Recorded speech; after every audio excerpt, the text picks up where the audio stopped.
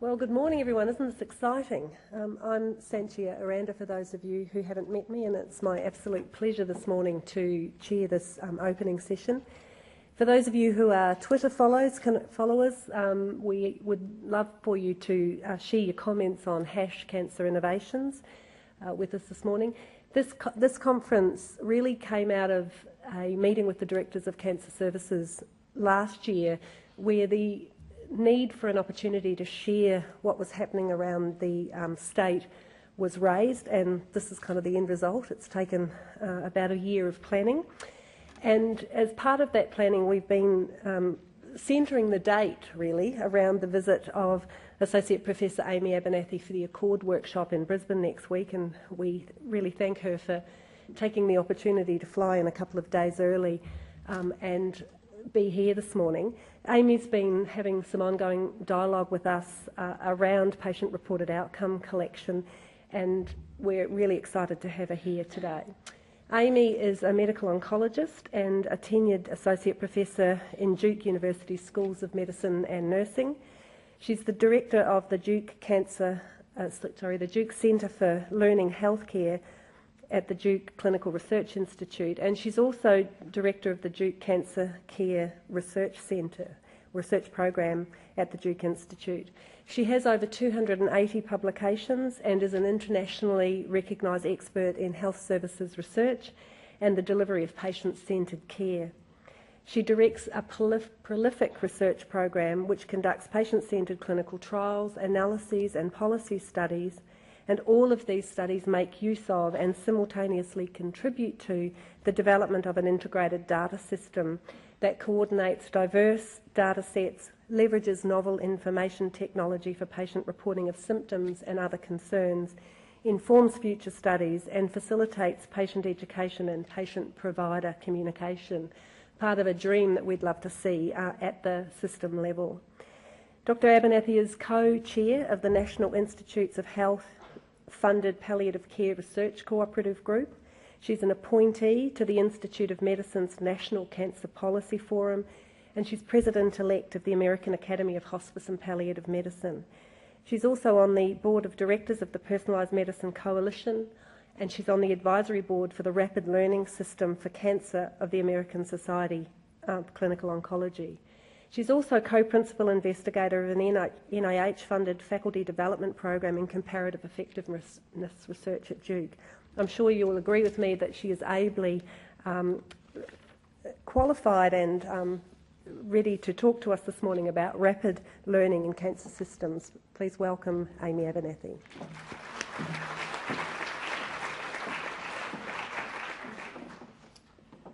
So probably you're wondering, am I tired after doing all of that? But I'm here in Australia, and I don't get tired when I'm in Australia because I love it here.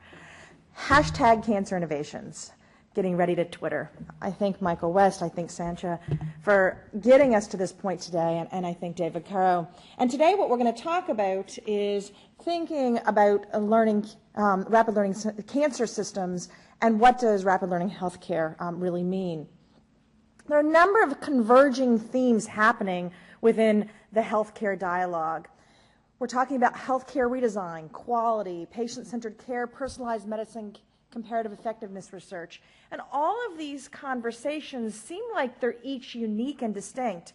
But when you boil them down, there are some fundamental similarities that are starting to bring them all together. They're fundamentally about better decision-making and data-driven care. And the core elements, how we get there, are evidence. So we need to both develop evidence and implement it. We need data, so we need linked data that we can use and reuse. And we need to understand value. Each of them have its own definition, objectives and outcomes, or the value that we are trying to assign. But really, each of these stories is about how we wrap up the information, how we consolidate it and analyze it to serve the different conversations. So really, the perspective of the analysis is the fundamental objective that ultimately gets us to understanding healthcare redesign, quality, comparative effectiveness, or personalized medicine. And if we think about it, healthcare quality and healthcare redesign are really system-level analyses. So you take one big pool of data and you analyze it at the population level. We think about analyses that focus on the individual patient. How do we achieve personalized medicine for this particular person? How do we ultimately achieve patient-centered care? And the conversation around comparative effectiveness research is really a conversation around how do we get the right intervention to the right patient at the right time. And if you look at the Institute of Medicine's definition of comparative effectiveness research, really that is both a system and patient level analysis of the same data pool that's ultimately contributing to these other tasks. If we think about it in terms of data, in terms of the inputs and outputs, we actually can get down to the individual data point, the individual number or text or aspect that can be summarized to accomplish these tasks. So if we think about it, let's talk about a person who is experiencing cancer-related pain, and their clinician asks them about their pain, and that is documented as a pain score in the medical record, so that there's a pain score and follow-up pain data over time. We know that the pain score exists, and we know what the number is. And depending on how we analyze that same different pain score, we can achieve all of these different tasks. So in essence, that one pain score and its presence and absence within the context of a medical record can simultaneously contribute to all of these different analyses, provided that we have the right analytic framework and we have the right data. So much of this then comes down to understanding what data you need, capturing it in your system, and having a way of analyzing it and getting it to the place that needs to do something with that information from that point forward. So really, this is a story, ultimately, of data generation, use, and reuse, and that's what we're going to talk about over the next 40 minutes or so. That conversation has traversed into a conversation, at least going on in America, around this concept of learning healthcare. You notice at the front, I've got in parentheses the word rapid, because many people call this rapid learning healthcare. And in fact, we can talk about at the end, if there's interest, about what the differences and the distinctions are between learning healthcare overall and doing this in rapid cycle, which is really an information flow issue. But this concept of rapid learning healthcare was put forth by the Institute of Medicine in a treatise in 2007 that basically proposed that if we could get the right data being generated and coordinated in the system could be learning by routinely analyzing the information that's being generated, and then the new knowledge put back into the overall system of data in a series of sequential steps. And that ultimately learning healthcare, and as I'll show you, becomes a bridge between the research that we're doing and clinical care, where they each inform each other. It also is a way of bringing the data from the discovery sciences and explicitly using it within the clinical space, and bringing the information within the clinical space and explicitly contributing to the discovery sciences. And really the analyses have got to do with perspective and learning loops. So ultimately, in this concept of learning healthcare, the care of this woman sitting in front of me in my clinic today is informed by all the people who look similar to her, and her care is continuously reinvested in the overall system of coordinated data so that it informs the care of similar people in the future. As you can think about this, as we get more and more subsegmented in the characteristics of the patients for whom we provide care, we can get more personalized. And as we aggregate that information up at the systems level, we can start thinking about comparative effectiveness research, healthcare redesign, and ultimately quality of care.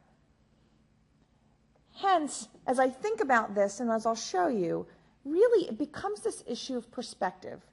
Taking care of the patient sitting in front of me. This is often Janet, is a patient that I've always thought about as my example patient, and how her information contributes to how we think about the care across the clinic as we analyze it and study it, the care across multiple clinics that ultimately form a health system or an integrated health service delivery network, how those health service delivery networks ultimately contribute to an understanding of the care of the population, for example, across the state, and that also contributes to how we understand of the care of society as a whole across many nations. And really, this is a fundamental issue of the perspective of analysis. So ultimately, the concept of learning healthcare, as I'm going to start to show you, is that through coordinated databases, the care of one particular person contributes to an overall system of information that solves problems of healthcare delivery, personalized medicine, and patient-centered care as exposed on the right, and then also fundamentally contributes back to the discovery sciences. So you can think about, for example, Janet's information in the electronic health record as also contributing to the clinical annotation of her biorepository samples that ultimately get used to study information in the laboratory and develop new diagnostic tests, for example, or, for example, in silico design, etc. The last fundamental principle before we start walking down what this might look like is that learning health systems really are fundamentally about having the availability of information, individual patient data that's ultimately appropriately linked and accessed in a secure way that maintains people's confidentiality, but also makes sure that information has the capability to contribute to the future. And therefore, it's not only an IT question and an analytic question, it's also very fundamentally a governance question.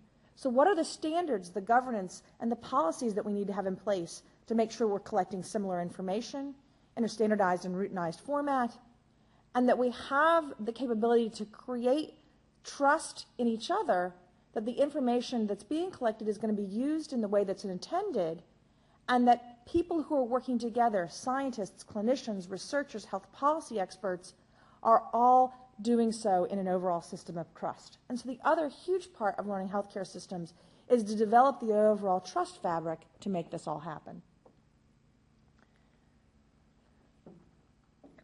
There's, in this conversation going forward around learning healthcare, there's been a number of definitions that we've seen exploding out there. In fact, in the Annals of Internal Medicine 2 weeks ago, there was a paper from the Swedish medical center system in Seattle where they were exploring their version of learning healthcare in Seattle. The Geisinger Health System across Pennsylvania is doing this across the state of Pennsylvania.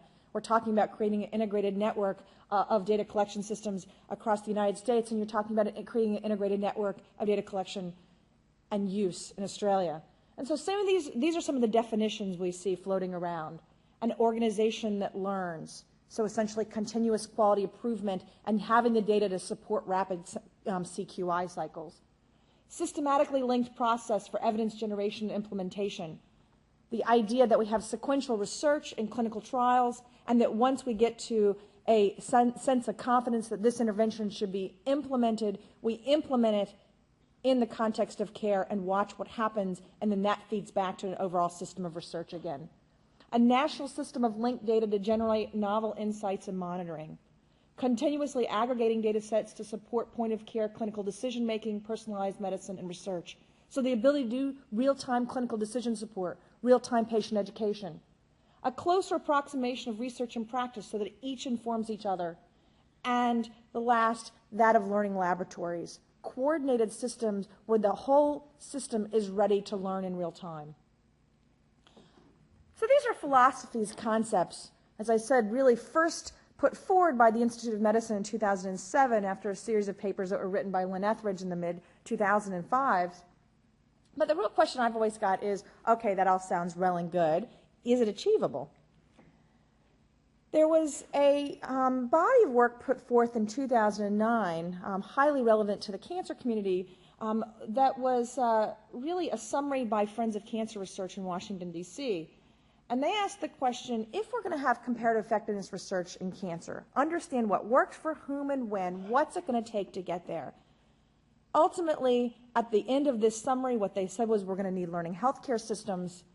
And in order to have learning healthcare systems, what it was going to take was an expanded body of evidence, being able to generate the information that we need in real time and in sequential studies, interoperable data that can flow from one system to the next, data availability, having worked through issues of security, trust, and privacy to make sure that the information is available for research and clinical care, but it's so in a way that maintains appropriate trust in the system, that we know how to use our data and we know how to get data back into the system, that we sequentially think about personalization, because ultimately in cancer care, it's trying to figure out how we hone in this intervention for this patient or prevent this person from developing a potential cancer in the future, and a handshake between clinical research and practice. You need clinicians and researchers and technologists all working together. Therefore, the requirements become data, process, culture, and a culture of learning.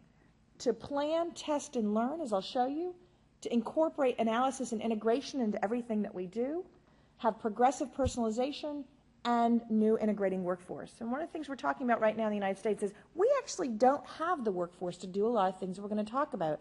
Yesterday, Anton and I were discussing some of the opportunities in Cancer Institute New South Wales, and his point to me was, wow, we need to figure out how to get the clinicians and the IT folks talking together in the same room. And I would submit to you, it's figuring out what's our common language so that we can work through how to do all of this. So, in 2009, Lynn Etheridge wrote a paper that, at least in the United States, the future of Medicare rested on cancer, and that ultimately we had to figure out how to deal with the cancer burden, increasing costs, and how to take better care of people who've got cancer and keep people from getting cancer, and that really that was going to require creating a mechanism for learning systems in cancer. That put forth then a series of workshops from the National Cancer Policy Forum and the Institute of Medicine, really on creating rapid learning systems for cancer care, which we summarized in the Journal of Clinical Oncology in 2010, and said really cancer is the prototype for how to do this, not just within the cancer environment, but also for cardiology, diabetes, primary care, prevention, but let's learn this in cancer first. Why? It's compelling, high cost. We really have this critical issue around what's value within the context of cancer care, and there's very clear urgent need. There's an urgency for better evidence in cancer care, and in fact, we already have the culture of incorporating science in what we do more so than many other disciplines. From my standpoint, it's inherently patient-centric, and so it teaches us how to be patient-centered in our activities so that as we develop learning systems, we make sure patients are at the center of the model and not on the fringe. And then finally, there's this opportunity to transfer lessons learned. Cancer is visible enough that if we can start to figure out what to do within the cancer space, then it has an impact on cardiology, in primary care, et cetera. But as we think about more and more and more and more data, there becomes the point of, oh no, don't talk to me about this anymore. And this is a wonderful slide that summarizes the Uber problem, right? So the red line at the bottom is human cognitive capacity, that which I can get my head around in any day within the clinic, right? Meanwhile, I've got all of these things flying at me, and I'm just a clinician, right? Patients have got all these things flying at them. And as health systems, you've got all this information flying at you. Some of it's biomarkers, and some of it's clinical data, and some of it's information about health service delivery and health service utilization. But then you throw up an increasing resolution of information around omics, proteomics, metabolomics. You throw in more and more information from discrete radiology findings, and at one point or another, you just go a little bit crazy. And so one of the things we need within learning systems is a way of helping us work through what I call the big data soup, so that you can find carrots in the soup and find the carrot that you need for this particular point in this clinical decision, in this clinical visit. And so one of the huge tasks within learning systems and personalization of care going forward is that of clinical decision support. Getting to the people who need to make decisions, patients, clinicians, family members, policymakers, the information that they need for this particular decision, and then reinvesting in the overall system of data, the decision that they made and its impact, so we can keep learning. And so critically, we need the support of our computer scientists to help us work through it. Now, we'll come back to this slide at the end, but many people now around the U.S. call this Amy's ugly slide. So I decided I would introduce you to Amy's ugly slide as we get going here. And really, what you see is that if we're going to create a rapid learning system for personalized medicine, the capability to have rapid learning cancer care, we need the red circles at the top These are ways of getting information in. We need a health IT and a cyber infrastructure. We need the availability and the accessibility of health informaticists who can help us get the right data in. And we need data collection solutions, mobile health technologies, and other simple ways of collecting the information that we need. That ultimately gives you the big green box, which is essentially our expanding system of data that allows us to ultimately do the analyses that we need in the future.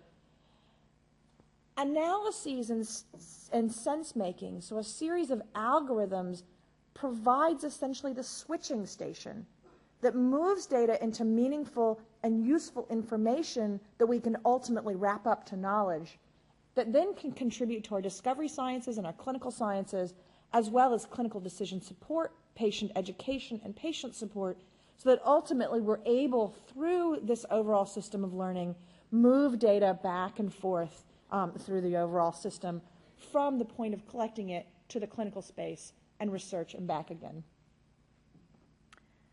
But how?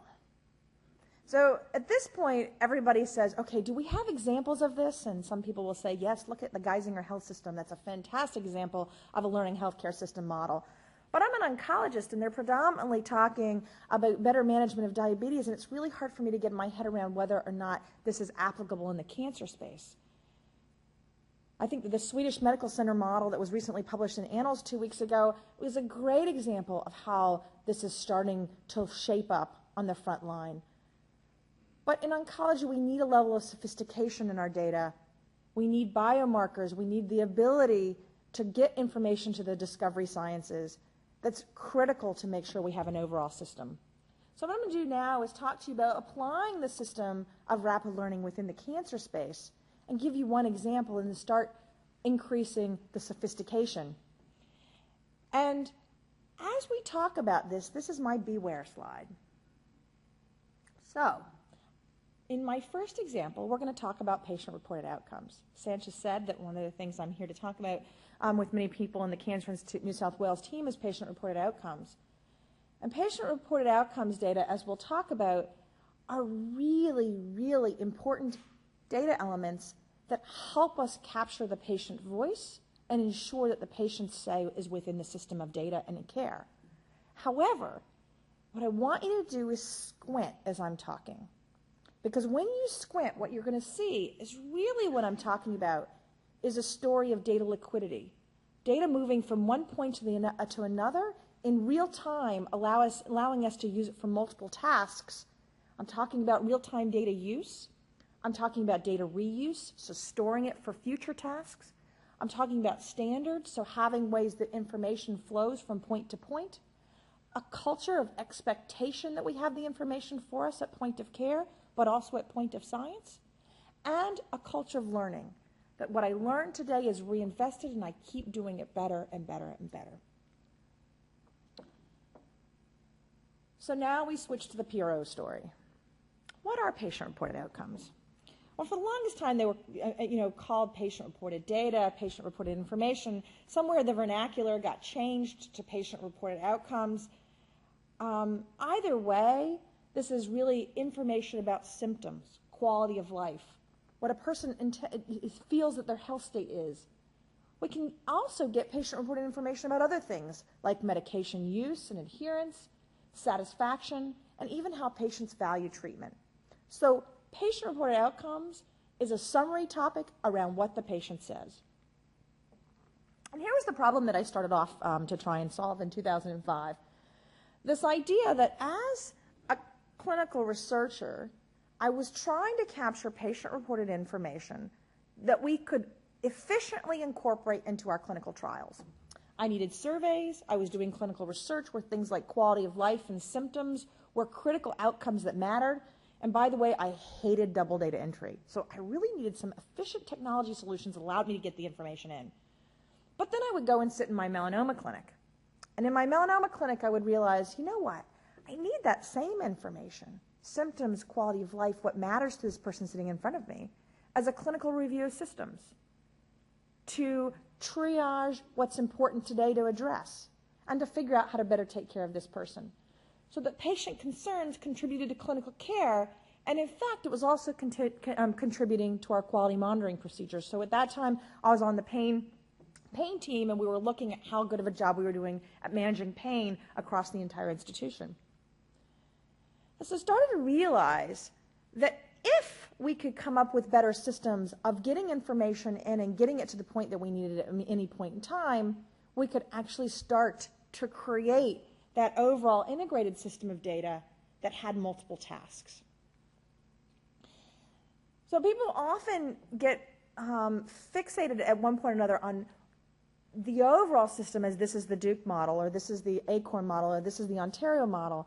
But I submit to you that any time you're trying to collect patient-reported information, and this is similar as we think about other data collection tasks and data use and reuse tasks, it's a combination of the software and hardware that we choose.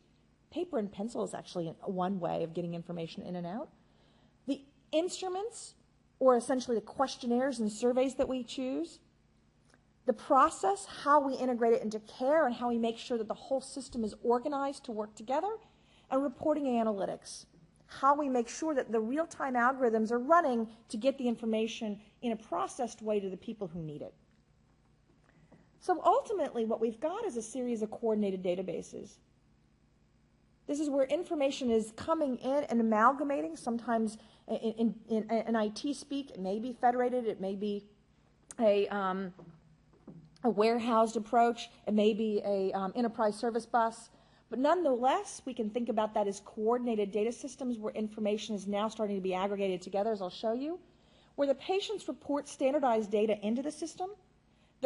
There's a series of clinical uses that are already organized and coordinated with the process, such as longitudinal reporting at the point of care, so as an oncologist being able to see the pain score over time, review of systems, so supporting the clinical review of systems and clinical decision-making, supporting patient education and documentation, and triggering events that we want to have happen, as I'll show you.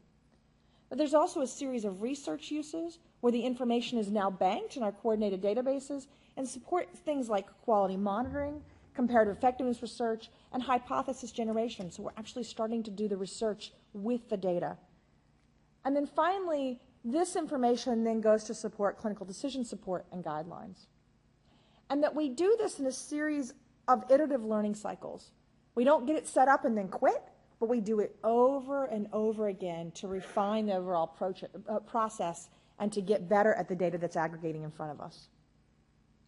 So first, let's talk about patient reports, the standardized data. So the information comes in. Remember those red circles at the top? We have to have technology solutions allow us to get data in. So here I am scratching my head in 2005 thinking to myself, now how are we going to do this? So importantly, in 2005, we chose these ugly tablet computers in the top. Also importantly, it doesn't matter which computer system, paper and pencil, whatever else you choose, the overall approach is platform agnostic. So choose the computer software and hardware that's going to work best for your set of solutions, and realize that there's likely a whole bunch of different localized customizations, because the real task is getting data in to go into the big green box, the big data soup. So why did I choose those ugly tablet computers in the middle? Because they were cheap, and you could drop them, and you could clean them. So it turned out that for me, one of the big issues was we were doing this in clinics with immunocompromised patients, and I needed to have computers that were hardy enough to have sterilization protocols so that we could clean them and then hand them out again. And I also needed something cheap enough that if people dropped them or walked away with them, I didn't really care. We studied forever about do people steal them and all kinds of other things, and fascinatingly, people don't steal them. They do accidentally put them in drawers. And we also studied other questions like, did they like this system versus that system? And these worked just fine. They were old, clunky. I bought them on eBay for really cheap. So then the next question is, what software were we going to choose? And what kind of user interface? And so I actually went all over the country. In 2005, 2006, I looked at back in spine clinics, orthopedic clinics. I went to the UK and looked at quality of life programs. What I was looking for was to understand what were people doing in real clinics to collect patient-reported data.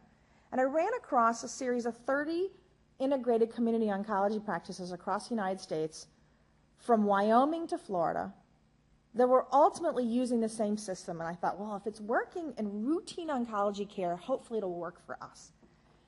And we ultimately adopted that system and that approach at Duke, not because this was our favorite approach, but because it was the one that worked best in clinical practice. And that if I could get it to work in clinical practice, I could drag the research along behind it. But if I tried to force the research tasks into the clinic as the first order of business, the clinicians all rebelled, and it wasn't really going to happen. And so, in fact, what we did was we chose this particular survey instrument, which was called the Patient Care Monitor, and then worked on developing very patient-centered user interfaces to allow us to collect the data very quickly. And then, once I was able to integrate this survey instrument into the clinic, I could attach anything else that I wanted. So, for example, in my melanoma clinic, the first patient comes in, and it's Sheila. And Sheila is a regular patient coming back for a routine follow-up visit, and really what I need is a routine clinical review of systems. And so I'm going to use the standard instrument that functions as a clinical review of systems.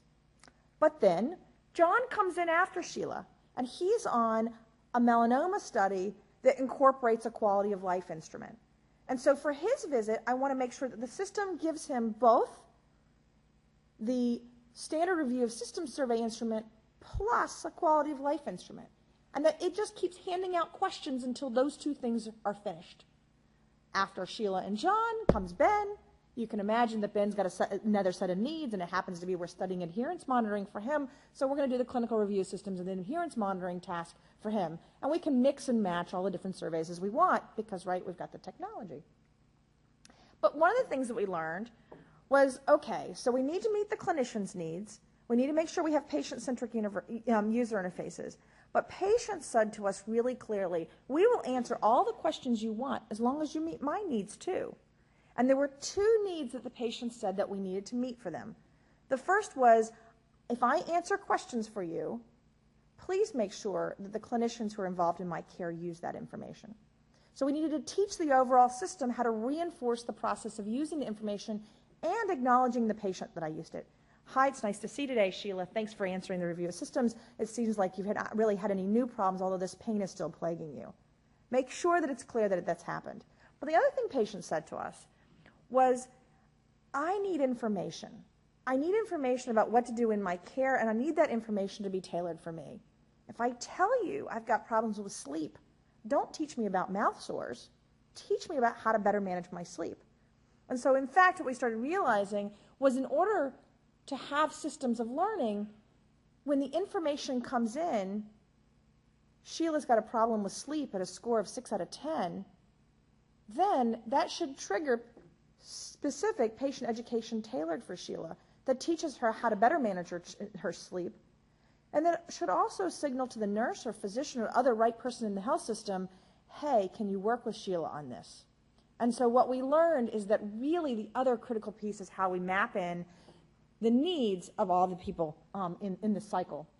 And so when the patient reports information, what happens is there's a series of clinical uses. We have patients' information coming in.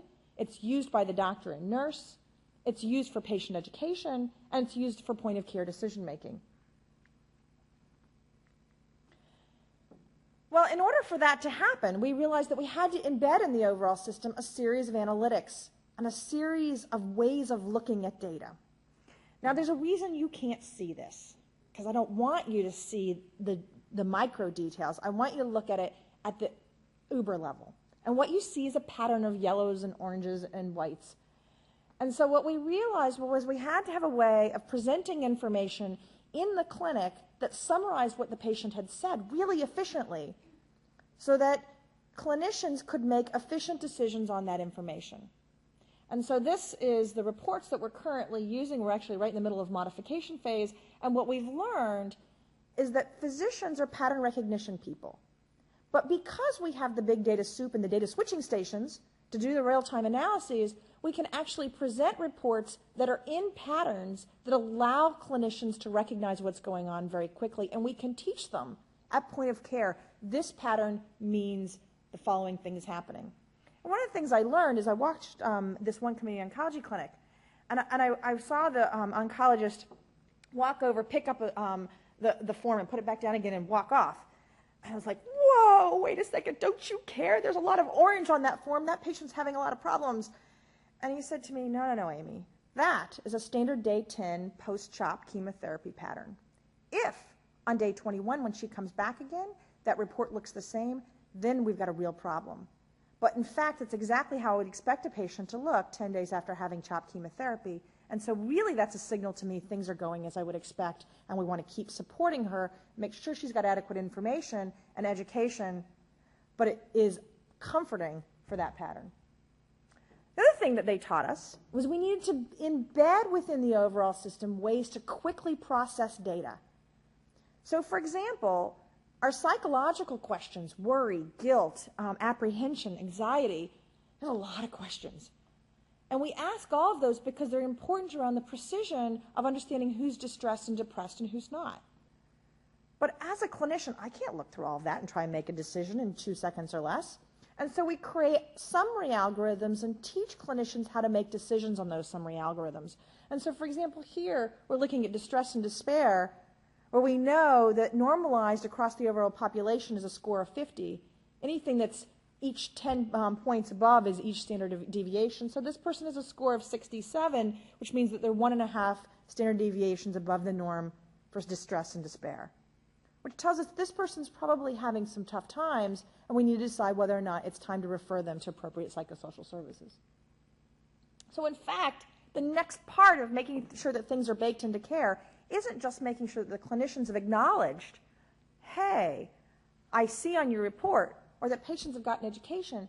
It's making sure that we've created triaging processes and other systems that allow the information to be used quickly. So for example, in our thoracic oncology clinics, right now, based on distress and despair scores, patients are automatically triaged to psychosocial care or not, in order to make sure that we get timely access to psychologists and social workers based on the threshold level. But importantly, we're constantly monitoring to say, if we triage to a psychologist and the patient was distressed and we follow them for 3 months, what happens, so that we can adjust our triaging algorithms to make them better and better and better, because that's the system of learning. So we don't just triage and we're done. We triage, watch, and adjust. And we also had to come up with ways of monitoring to make sure that the system was working. And this is the one that I'm working on right now, but it seems to be far better. One of the things that we realized was that missing data, also known as missingness, which is the inverse of data completeness, was a grand signal of whether or not the overall system of data collection, use, and reuse was working. And so we started monitoring missingness within our systems.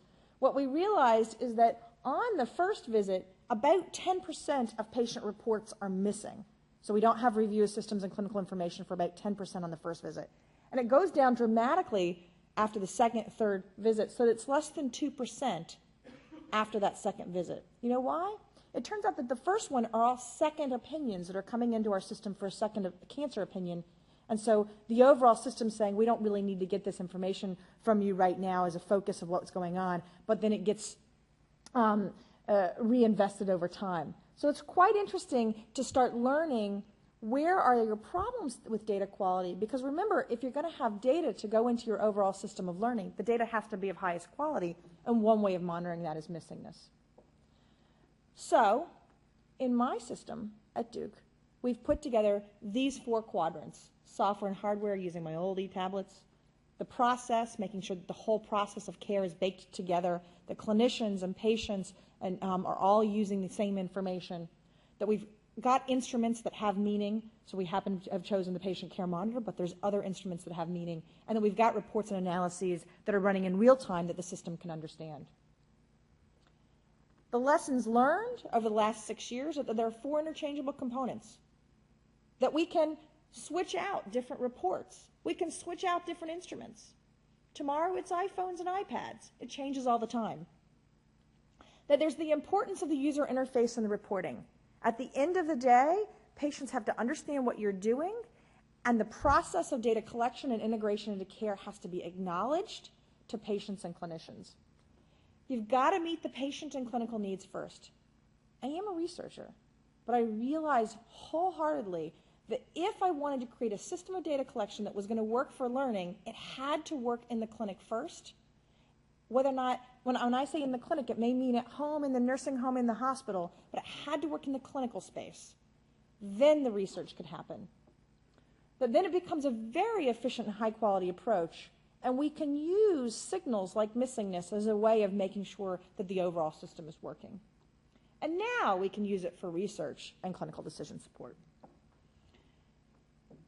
So as I walk into the examples of how we're starting to use these data, let me just stop and tell you that I've just told you about a lot of patient-reported information coming in, right? But patient-reported data isn't really the only kind of data. So let's think about our outcomes data in cancer. We have survival, tumor response, toxicity, symptoms and quality of life, health services research. We've got a lot of kinds of data sets that we see as important as outcomes data sets.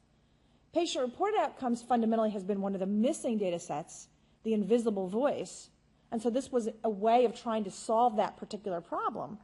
But in fact, overall, we've got to now merge those data sets together to make sure that we now have the coordinated data system that we need to solve important questions and problems. And so what we do is we take our patient-reported outcomes data, the internal circle, and coordinate that with our clinical administrative data, so laboratory tests and clinical encounters, etc. We merge it with clinical trials. So remember I told you about John, my second patient in the clinic, who was on the melanoma study that had a quality of life. So we're now merging the quality of life data from the clinical trials with the rest of the clinical trials data. We also can merge it with our molecular and biological samples so that ultimately the overall system not only becomes longitudinal monitoring of patient outcomes, but also a process of clinical annotation for our biospecimens in order to support our laboratories. We now have an overall system. We can describe the patient experience at the individual level, so at the top we can support day-to-day care. We can support clinical operations, so this helps with our healthcare redesign, our health service delivery models, etc. So for example, I was sitting in a meeting with the CEO of the health system, and the discussion topic was whether or not we needed more pain docs. And I don't know, they were whining about something over on the other end of the table. And so while they were having that question, I kind of raised my hand and I said, according to my computer here, it looks like 21% of our patients in the last year have had pain scores of greater than or equal to 4 out of 10 in the last 2 or more visits within the cancer center. So my suggestion is we focus on putting more pain doctors within the cancer center as opposed to having the patients have to go somewhere else for the pain clinic. And that level of granularity of data becomes a really important tool to start to move the process of creating health service delivery systems that are completely patient-centric. And then finally, we can do all kinds of research reports. It becomes the biggest problem is figuring out how you have enough researchers and thinkers in that space to start to put all of this together. So I'm going to give you a couple of examples. Sex. So this was like the unknown topic, okay? So we started doing all this monitoring in the clinic and started realizing, this is kind of interesting. One of the top 5 symptoms across every clinic, not just breast and prostate cancer, was sexual distress, with a score of greater than or equal to 5 out of 10. I was fascinated because I was in my melanoma clinic, and one of the things we observed was interferon was related to sexual distress, not reported in the literature. So we ended up doing all of these landscape analyses looking at the patterns of sexual distress. It's greater than or equal to 30% of breast, GI, and lung cancer patients, and they're reporting moderate to severe sexual distress. It's correlated with quality of life, dyspnea, all kinds of other things you would expect. Turns out there's nothing in the literature about it, so we started publishing on that. We went and asked doctors, what do you do? I knew what I did in the melanoma clinic, which was look at it and go, and keep on going. And in fact, doctors and nurses tend to sidestep the issue.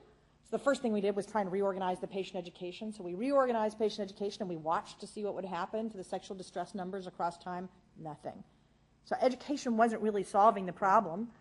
So we developed this flexible coping model because we had now a problem and enough information about the problem that we could think about with partners across the health system how to solve that problem. So we went and talked to the psychologists and said, tell us what you know. We went and talked to the social workers. We went and talked to the urologists.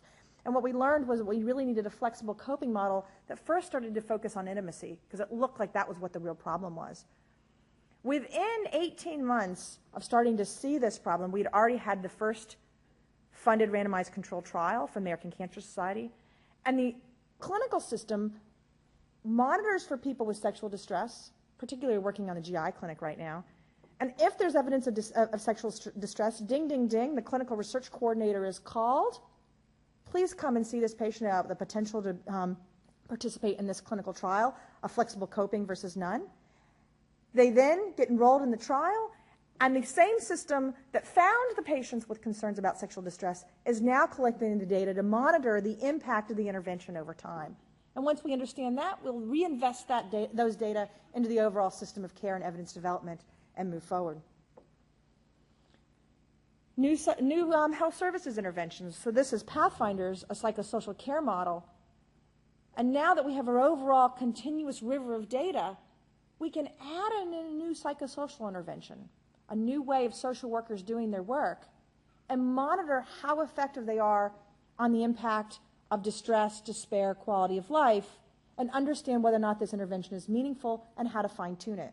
And in fact, the data that came out of this ended up first being published in support of care of cancer and psycho-oncology, and then is now the program's being implemented at 20 sites across the country as funded by Livestrong. We can embed these data in our quality monitoring scorecards and talk to our clinical quality committees. So in fact, now we have four-quadrant scorecards where patient-reported concerns are up at the upper left-hand quarter, and this is work that we published, that presented at ASCO. And we can start to support this in real-time quality monitoring all the way out in the community. It's not just at Big Duke. It's in our community centers and at point of care. And so here's a real-time quality monitoring system that's monitoring what's happening when we take care of people in their homes and signaling to the clinician, this person's having a problem that you need to pay attention to in real time. When the breathlessness score is rendered in the system, and if it's above a certain threshold, it tells the clinician, pay attention to this, we need to do something different. But we're still a cancer research community. Patient-reported data is that fundamental missing data set, and it provided the opportunity to start to figure out what learning actually could look like if we created learning systems. But we need the sophistication of progressively more and more refined data sets in order to get to the kind of science that's ultimately going to change the pattern of the disease in the future. So we've been working on these ideas of creating real-world learning systems where we have registries that can help us understand what the patterns of care and the pattern of disease looks like and prioritize the questions, where we can then do clinical trials within the same coordinated system of data. So why would you have the clinical trials systems collecting different tumor response information than is in your registries? It should be exactly the same. We partner all that with the development of the metrics for quality monitoring directly embedded in the entire overall process. We make sure that the workforce is hearing this conversation all the way along so that when oncologists start to get new information, they're ready for new information to come in, and then we build in systems of real-time quality monitoring. But that we don't just look, for example, at progression-free survival or survival. We start to add in more and more sophistication in the data sets to allow us to personalize care. So, for example, in our registries, we add in biospecimens, omics, other science. Within our metrics and education, we add in continuous clinical decision support, so we've got those processes ready and can refine them over time. And in our real-time quality monitoring, we make sure we're monitoring toxicity and safety, so pharmacovigilance happens because we're monitoring quality and pharmacovigilance simultaneously. And interestingly, the Institute of Medicine and the National Institutes of Health put forward a conversation around precision science about 2.5 months ago. This is a figure from that report, and really it's all the same story. How do we create, through coordinated systems, the approximation of all these kinds of data sets into one overall system? And I submit to you that it's possible, but we've got to make sure that the research space and the clinical space know how to handshake. We've been practicing that. So now we're creating these registries, we call them informatics enabled, where basically biospecimens, outcome sets like survival, tumor response, toxicity, patient-reported outcomes, and health services are all put in together into one continuously aggregating system, and we have mechanisms as supplements to capture data elements that matter that are often missing. The big one is performance status, right? So in oncology, if we don't have performance status data, what are we going to do? But it's often missing. So how are we going to fix that? And we work on going through the workout steps to fix the missing data elements. Another one that's huge for us is stage, often missing. How do we make sure it's there and reliable? And so we work through these coordinated data sets to try and become more refined in what we do, and basically warehouse that information, federate it, et cetera. And this is an informatics flow model. But one of the things that we've realized is in order to do this, it's not just the IT guys, right? It used to be relegated to the IT guys in the basement. I was an IT girl. I was in the basement. But the problem is that in order to make sense of the data, we actually have to have working groups working together that sit down and say, okay, here's how I go through the big data soup and find a carrot. This looks like a carrot to me. Does everybody agree it's a carrot? Okay, this now is the laboratory test that I'm looking for. Now let's write the algorithm and test the algorithm and make sure it's working. So in order to make sense of all the information coming in, you actually have to have processes. And you also have to have the way of representing information for all the different kinds of users in the system. Our clinical trialists want to see consort diagrams. So our continuously aggregating registries make real-time consort diagrams. Our clinicians want to see longitudinal roadmaps of patient data. So our real-time systems create longitudinal roadmaps of what's going on for each particular person so that they can acknowledge, yes, this makes sense to me, the data are making sense. Meanwhile, our epidemiology folks and our pharmacovigilance folks want to see tabular reports, so they get tabular reports. And we're now working with data visualization experts to get smarter and smarter about how we refine the presentation of information and patterns so that the information in our data sets are more sophisticated. So the last couple moments, I'm going to jump to what's happening within ASCO. ASCO is the American Society of Clinical Oncology, and at the presidential lecture at the annual meeting about 14 months ago, it was announced that ASCO's investing what's probably going to be many tens of millions of dollars in creating a rapid learning system for cancer. They're working now on creating across the United States the big data soup. Breast cancer is the starting point. It's essentially an informatics-enabled registry model, just like what I've told you about. And I sit on the advisory board, and it's called CancerLink. And the idea is that through a coordinated system of community and clinical practices across health delivery networks across the country, the data is going to come into the big data soup. There's going to be the right kind of analyses happening to support comparative effectiveness research and other kinds of research studies, but also the right kinds of analyses happening to support real-time clinical decision support and getting the information to the point of care. And the other part of the CancerLink system is ultimately going to be the goal of creating living or learning guidelines. I always find guidelines fascinating because basically the way that that we currently create guidelines is all the studies get put together. We do a systematic review. You know, here's our forest plot, and then ultimately a series of systematic reviews get summarized with some extra expert opinion, and that's the guideline. And we fix it. And our guideline is inherently retrospective, backward-looking, summarizes what happened back there. But in fact, as we all know, one of the problems is that you have your clinicians who are working on the edge of the science, right? They're working ahead of the guideline because they're actually seeing the evidence as it's starting to amalgamate, and you never know, are they actually truly improving practice, or is it that they're really working way outside of scope? And so what we want to do is start moving towards creating guidelines or essentially living care pathways that summarize to the best that we've got right now what we know today, and then through a series of continuous aggregation and learning steps starts to update the pathway, coupled with an external data safety monitoring process to say, no, we don't want a whole bunch of machine learning activities. We really want to make sure that the modification of the data of the pathway makes good sense, but that ultimately we can monitor and hone our guidelines to keep up with the science as it's evolving and the progressive sophistication and subsegmentation of care. And then monitor outcomes as we go along, because the same overall system of data aggregation allows us to create continuously updating pathways and monitor patient and health system outcomes, because remember that all of these things really come down to how we ultimately analyze the data within one continuous data system. Ultimately, supporting reuse and discovery sciences as well. So we can use the same solution for many tasks, ultimately, if we think about the big picture, and we go back to how are we going to create our big data soup, and then how are we going to use it at point of care and within our sciences. And I think that's really where ASCO's Cancer Link is trying to go. And it ultimately, all fundamentally comes down to how do we take care of patients every day so that their information contributes, but that we take better care of the person sitting in front of us right now, too. So rapid learning is, I hope, going to be a bridge for you between research and the clinical sciences going forward.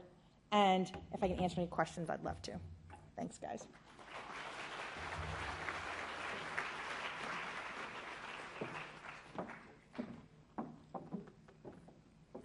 We will take time for a couple of questions, given that Amy's come all the way here. So there's some microphones at the front of the room if anybody does have a burning question. Here's somebody coming. No, that's just a microphone person. They're all shy. Anton, come to the microphone. Where are you? Perhaps you go first. Oh no, you go first, Anton, and then we'll take that. Sorry. Thanks, Amy, for a wonderful talk. Just a quick question. In terms of a kind of a federated or any other type of real-time aggregation of data, one of the large considerations are going to be quality and real-time quality checking. So I'm just interested in how you guys tackled that particular problem. So one of the big issues with all of this stuff is people have to trust the data, right? And so in order to trust the data, we've learned several things. So first of all, we actually have to expose quality problems, because if we hide them or we act like they don't exist, the clinical trialists aren't going to trust the data, the clinicians aren't going to trust the data, and overall the system doesn't work. So what we've been starting to do is actually create a series of reporting and visualization tools to monitor data quality as it comes out. That's why we've been using missingness as one of the high-level visualization tools as a way of monitoring data quality. And then progressively start to look at data quality more and more carefully. And as we look at data quality, we're trying to do three things. The first is that we create a metadata tag, so essentially a signal around each data point that says how confident are we that that particular data point is what we think it is. And the example that I always give there is I have 11 systems right now, 11, that tell me the gender of the patient. Okay? So some of them I can trust and some of them I can't trust. So we always look to the one we trust the most, which actually happens to be asking the patient. But, some people can't talk for themselves, etc.